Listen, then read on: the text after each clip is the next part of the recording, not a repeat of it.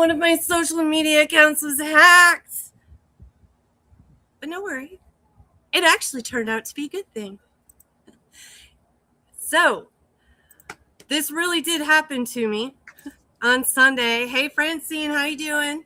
Hello. And there you are. Oops, this little QR code thing's got to go away.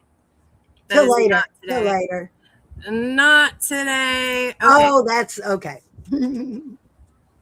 So, Francine, Sunday, I get this message. And I was playing in the pool all day, having a good time, took a nap, woke up, checking my phone, and there's a message that says my LinkedIn profile had changed. Did you do this? And I'm thinking, pretty sure it wasn't me. And so I open up my LinkedIn app, and there's a picture of a girl, and in the little teeny tiny image from far away, she kind of did look like me a little bit. But I clicked on the image and I'm like, that's not me. That's not even like AI me. So, okay. And the headline had changed to something financial, and like all the information had changed. My work history was gone. My featured things were gone. Like everything's gone, Francine. So I'm not feeling myself on LinkedIn right now, if anyone is going over there.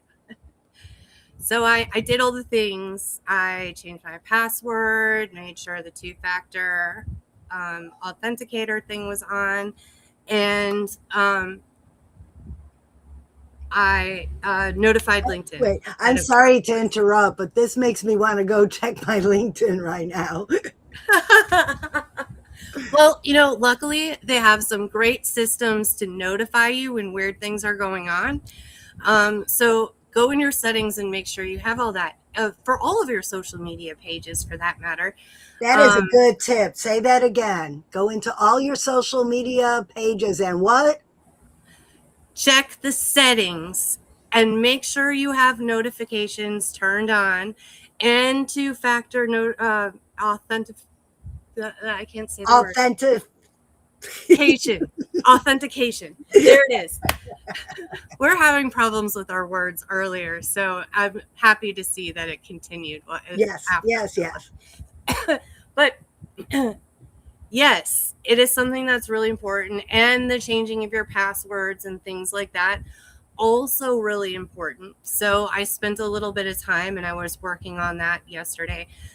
But I wanted to mention this because while a lot of people would be freaking out and spending a lot of energy on this, I just sent LinkedIn a message and said, hey, can you roll this back like to Sunday morning, maybe? Reset. Turns out no is the answer, which was going to be worst case scenario in this situation. However, I realized it's not. First of all, here's another tip. If you're putting a lot of information on a social media page to set up your profile, put it in a Word document. This is this section. This is what was written here. This is this section. This is what's written here. This is this section, what's written here. So luckily I had that for my LinkedIn.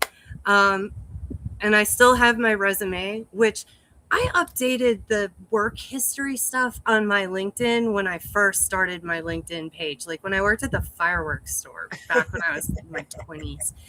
And I didn't never like update the work history because it's like, well, yeah, I mean, you guys should know like that I did this along with like all this other stuff. But now I can be more intentional with how my profile looks, because I'm not the same person I was when I was 20. Not even a little bit. I'm not doing the same thing as when I was 20. I don't think like how when I was 20. I don't help the same people I helped when I was 20. So with that, clean slate, and I can just intentionally update it so it actually speaks to the right people. Isn't that exciting, Francine? Yes. Isn't it a good thing you got hacked? You never, ever would have changed anything if there wasn't a catalyst for change. That's right. Oh, and you know what? I thought of another tip for that matter when it comes to social media and losing your account somehow. Somehow, there's all kinds of crazy things that can happen, and you can lose access to your account, which means you might lose access to all of your followers. So, also, when you go into the settings, a lot of times you can download a list. Sorry, there's a plane flying over. I'm sure it's like really, really loud right now. It's the sound of freedom. Okay. You can download a list of all of your contacts that are on there, and oftentimes like the link that goes right to their profile. And so then you can put that list in your CRM if you have one. And if you don't have one, you might want to look into one of those, because your brain can only hold so much information when you start networking with a lot of people, and then it starts to explode all over. And so anyway, also cool about customer relation management software, CRM, is a lot of times you can also start contacting people by email. So if you make it one of your priorities to start converting all of your followers from a social media page and see if they'll share their email with you, and you can do that sometimes with like a free offer, or you can do a survey, or if you're an author, you can do a little sample to your book. You can do all kinds of things. Maybe you have a blog that you have a regular release of an email or a blog online for them to subscribe to. So have something like that and start collecting their emails, because then you have a backup that's more reliable than your social media pages. Great information, because we're telling everybody how to get more visible using social media. And it, see, another good thing that this happened to you because you experienced it and now we could talk about it. I would love, if anyone's watching right now, tell us what happened to you in the chat, so maybe you could help somebody going through the same thing. And if you're watching the replay, let us know. Has this ever happened to you? What did you do to recover? Because who knows, you might have some information that helps Heidi in the future. It helps any of us. I mean, right? It's hard to keep up with all of it. You're like, oh, I have a different password for everything that I log into. Like, ha, ha, ha, ha, ha. But they do have password managers and things like that now. So, you know, if you're finding that there is some part of technology that's hard for you to manage, chances are someone else has experienced the same thing. And this is one thing that I do love about researching with like ChatGPT, for example, is I can take an idea like that and say, hey, I'm really struggling with this. Are there any tools out there that can help me? And a lot of times it'll give me a whole list of things that I can go and research. And there are a lot of online tools, apps, and things like that, that, you know, it's not going to add more time for you to use the tool. A lot of times it'll save you a lot of time once you get it set up. So that's another one of my tips of upping your social media game. I couldn't hear half of what you were saying. There's a crunchy chip bag going on in the kitchen. I heard some crunching, but I was like, dog eating your homework? Like, what's happening over there? Somebody was serving himself some tortilla chips. We just have a lot of strange noises going on today. And so okay, let's talk about this while we're here. If you're afraid of going live because you're afraid of the noises behind you, make a joke of it. I once had my dogs have a fight behind me and knock my green screen down and a bunch of stuff on the shelf, and we just kept talking. It actually sometimes, makes it more entertaining. More people watch my videos when Stormy shows up, Like, Oh, so yeah. I started, I'll give you an update on this, you guys. I went live actually on the Believe Retreat YouTube channel this morning, as well as on my other channels, because I thought it was relevant for this audience too, what I was talking about. But I have challenged myself to a 30-day challenge of posting 5 days out of the week as a live, talking to my audience directly. And I put Stormy on my cover photo for the week because, She's cute. she's super cute. I mean, you can't, she's way cuter than me. Like, so much cuter. So, so yeah, she's on my cover photos today for this week. And what else was I going to say about that? Oh, I was going to say what I discovered. For those watching this morning, you already know, but I discovered that my goal of 5 live streams a week was just too optimistic for what my actual weekly schedule was. And I knew it when I set the goal, but you know how they talk about setting the like big, hairy, audacious goals? Yeah. Like I fall into a big, hairy trap when I I do that sometimes. And here is one of the biggest like insights that I've gotten. So when I try and build a new habit, week 3 is when I fall off. That's when I'll stop doing it. Completely stop doing it. Just sorry, it's over.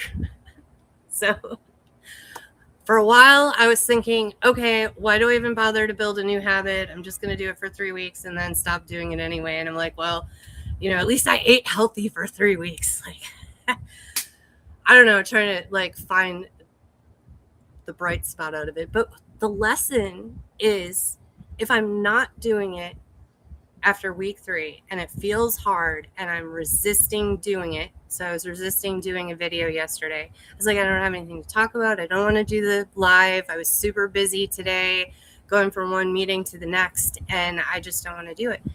And what I realized was for the last couple of weeks, I've been doing 4 videos a week, and that has been just fine. I've been having a good time. I haven't felt resistant to it at all, but I've had the option to do it the 5th time, and that 5th time, every time just feels hard. So, you know what level I'm at right now? I'm at 4 a week. And you know And what? that's okay. In the 6-step process of personal change, which is my signature program, that is worked into the program because the 5th step is when you make that change and you start that new habit. And then step 6 is you monitor it and decide if that's something that's good for you. You decide if that's comfortable. You decide to make adjustments. So Heidi made it through those 6 steps. She decided there was something missing, there was something uncomfortable in her life. She decided to challenge herself. She figured out how she would challenge herself. She did it. She made a good go of it. That is what you call collecting data. She did not fail. There's no failure or success. She collected data. Then she went into the process of evaluation. She evaluated the data and decided to change her. So now she is back on step 1, 4 times a week. She'll take that through the whole process again and see if that is sustainable or not. And it's the same with changing your eating habits or going to the gym or any other change you're making. Try it for however long you can and then make adjustments. There's no such thing as failure. It's all collecting data. And one of the ways that you can stay in that mindset that I'm just exploring this is an experiment, is to keep the judgment part out of it for a set amount of time. So I said this is a 30-day challenge. So even though like I was noticing I wasn't getting the results that I was aiming for, I didn't say like, well, you just suck at this. You always miss the mark. You're never there like enough. No. Instead I looked at it and said, okay, why is it that I'm only doing for a week? And I looked at my schedule and I'm like, well, first of all, like you're really trying to push a lot in on this schedule that's already pretty full. Number two, for the example of yesterday, it was going in direct contrast with another habit that I'm trying to build that holds more value to me right now than even completing this 30-day challenge. And I realized that that's where the resistance is, because discernment is being able to see what the reason is that's on a much deeper level than what judgment can. So it's gonna storm here now. Where did this come from? Hello, Florida. Yep. Hello, Florida. It's nice and dry and clear at my house. So Francine, where's the pickle hat? Okay, let's talk about how sometimes what we think are failures are really something good. Mark McCraw was supposed to be here today with the pickle hat on to talk about book promotion. Well, he had an opportunity to spend the day with a grandchild. Now, yes, we miss him today. He's not even in the chat where he usually is, talking to us from his Facebook account, but he's enjoying time with his grandkids, which is the greatest thing of being an entrepreneur and an author, is you have the flexibility to do something like that. So next week, hopefully Mark doesn't have an opportunity to play with the grandchildren and he will be here with us. And he's supposed to be sending Heidi a hat. So maybe Heidi and Mark could both wear their pickle hats next week. Okay, so here's a little sneak peek because we had it for the thumbnail today. There it is. There it is in the thumbnail. I'm sure like it looks way better than that actually like live in person. So I'm definitely looking forward to that next week. So let's see, Francine, we have a portal party on the books coming up. I thought we should mention that date while we're live and it's still out there. It is on July 30th at 3:30. Does that sound right? That sounds right. July 30th let me turn the page of my calendar, July 30th at 3:30, and I'm putting the link in the chat for anybody who might want to come. Heidi, I see that our video is still there. Why don't you play that video and we can have a little fun talking about what a portal party is. All right, sounds good. Portal party is an opportunity to get feedback on anything you're working on. Until Heidi got feedback that people didn't understand what her social media was about, she didn't know she needed to change it. It's so easy to say. The porta potty is where we take you away from in a portal party. If your idea belongs in a porta potty right now, come to a portal party to get it out of the porta potty and help it make sense.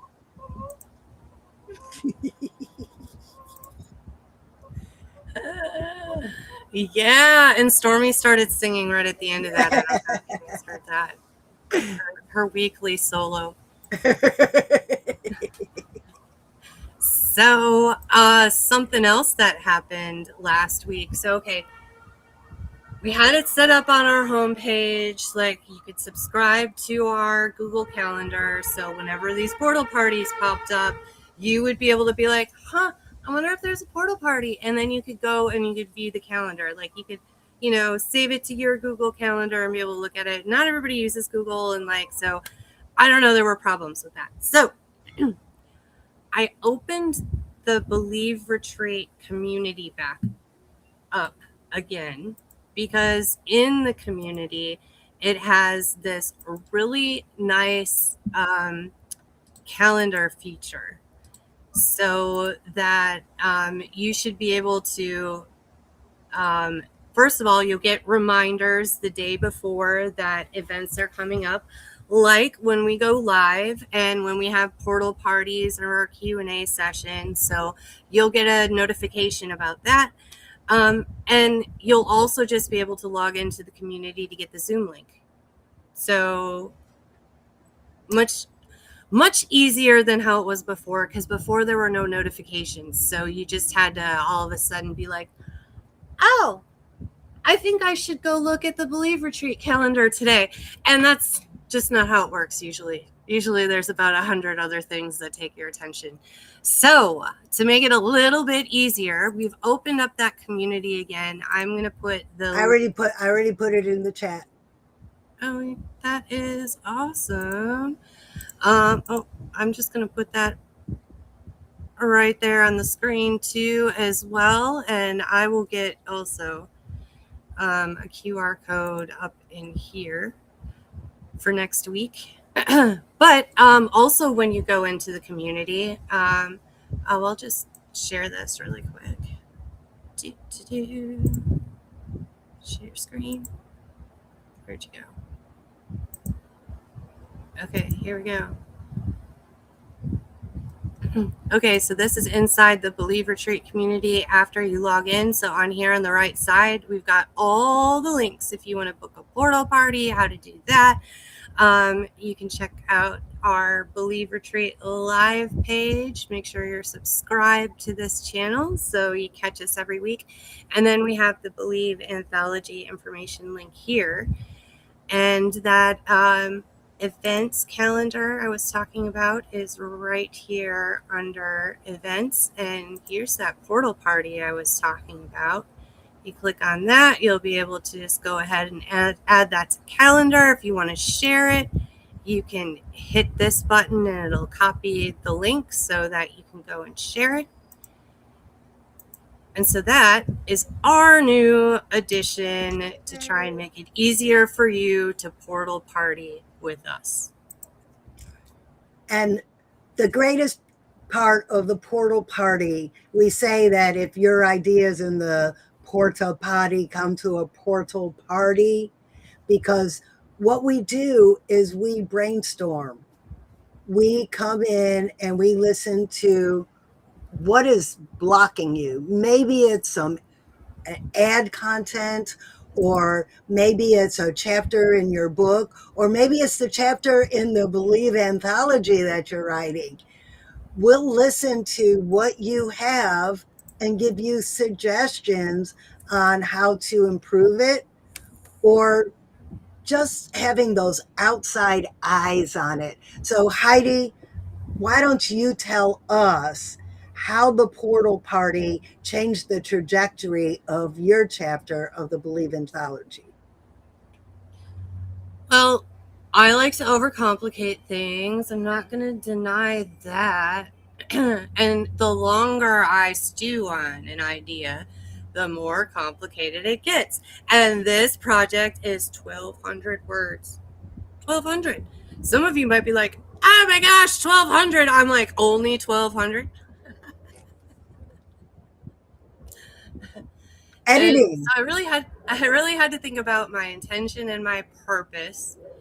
And I mean, it's really easy to kind of like get lost in all that overcomplication as I'm doing this on my own. So to be able to express, okay, so this is my intention for the chapter. This is kind of how I've got it structured so far. And this is everything that I want to fit in. What's really important? What do you guys really need to know about this story? And then we found that there were parts we wanted more of and parts that we didn't think were necessary. And okay, public service announcement. Even if it's close to your heart and you really want to say those words in your book or your chapter, sometimes it doesn't drive the story you're trying to tell at that moment. Take those words and put it on a notepad somewhere and save it for another project. Don't feel hurt. Don't get your feelings hurt when someone says, that doesn't belong there. It's not driving this story. It's not that the words aren't good. It's not that what you're saying doesn't matter. It just doesn't drive that one story you're telling right now. And I had that happen to me on a speech I'm writing. I had this great joke and everyone thought it was so funny. And then we really took a look at it because I needed to cut some words. And we really took a look at that joke and decided that joke really doesn't drive the story anywhere. It's just there for laughs. And I had to cut it out. Oh, but did you use it somewhere else, or is it sitting waiting for the next great moment? It's sitting for that next great moment. So I do something very similar to what you're talking about. Sometimes I'll just sit down and be like, oh, I really feel like writing some like poetry and stuff like that. And I just pretty much like open brainstorm when I start putting all of my lyric together for an idea. The second time through is me going, this is a great line, but it doesn't fit with this thought. And I write it on another page for another day. And then I'm like, here's another one that doesn't fit. And I put it on another page for another day. So all of these, and sometimes I end up abandoning the initial idea and I'll run off with one of these one-liners that I'm like, oh, this one's going to be so good. And, you know, it usually ends up with, I have a bunch of ideas to start with when I get in another writing mood. So I'm not just sitting there like on the blank piece of paper, like my pen wants to put things down. I just can't figure it out. It's so great to get started. So I love what you're talking about because it actually gives you so much more content. Right. And one of my biggest fears was I was going to run out of things to write about, which Never. Guess who's in the chat? Hello, Mark. He's here. He's babysitting. Mark made it. He's babysitting. We're waving today. to the grandbabies. Hi. Is this one of your new ones, Mark? Mark has one brand new grandbaby and another brand new one either just born or on the way. Well, that's exciting. Yes. And I'm sure Mark has a bunch of examples. He has, I think, 13 books out now. I imagine that some of them were cut out of one book and saved for another. Oh, especially children's books. You know, you're not supposed to put a lot of words in those things. Right? Right? 29 pages, and about half of them are illustrations. Yes. So yeah, not a lot of words at all. So it all has to really be tight, story driven. And Mark says, yes, he has experienced what we are talking about. And I also want to highlight his other comment, perfectionism can be a complication too. Definitely experienced that where, well, I mean, it was the other road that I could have went down with trying to step up my 30-day challenge. You know, no, it must be perfect. I said it must be 5 days a week. So since I missed yesterday, 20-year-old Heidi would have continued to judge and beat myself down. And that does not actually motivate me to do anything. So you know what would happen today? Today, I wouldn't have felt like I wanted to do the video. instead of what happened this morning. I woke up this morning and I'm like, I'm ready to do the video. Like I had this breakthrough and I'm energized and I'm excited because this week I'm going to nail it. And I just learned something about myself. It's totally excited, and perfectionism can really make that whole process of self-discovery. Well, and I have a great example. I needed to get my book to the editor by a certain date to meet my publishing goal, to have books in hand by a special event. And I'm going over it and over and over it, and something broke my formatting, and I couldn't figure it out. But I'm hoping it didn't break my words too. I'm thinking all the words are the way I wrote them. I'm not sure, but you know what I did?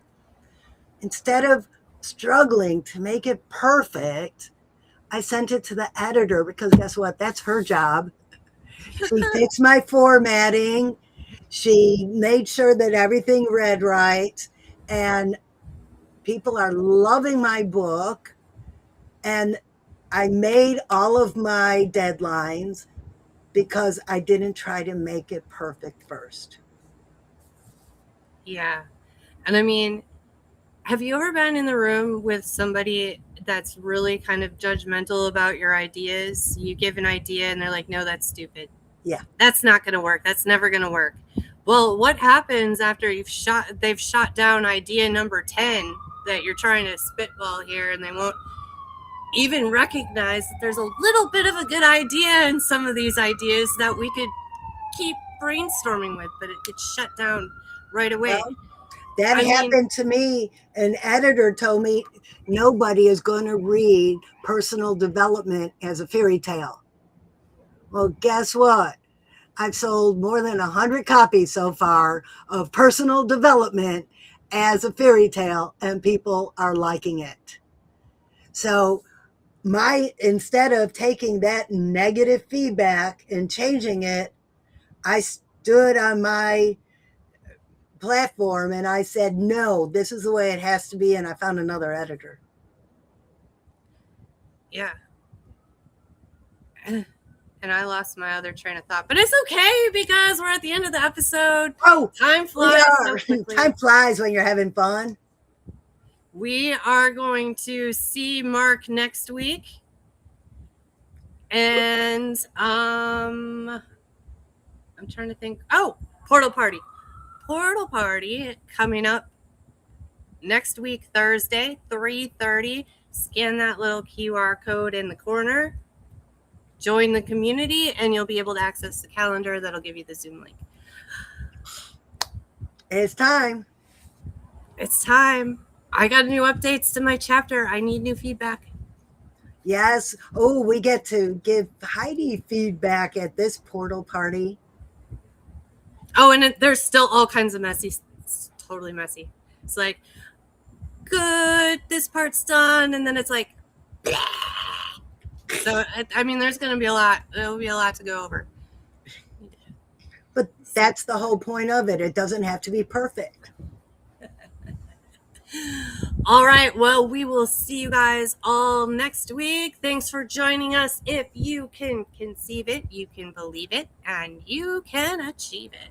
From the head to the heart to the hands. Yes. Yes. You can. Yeah. All right, you guys.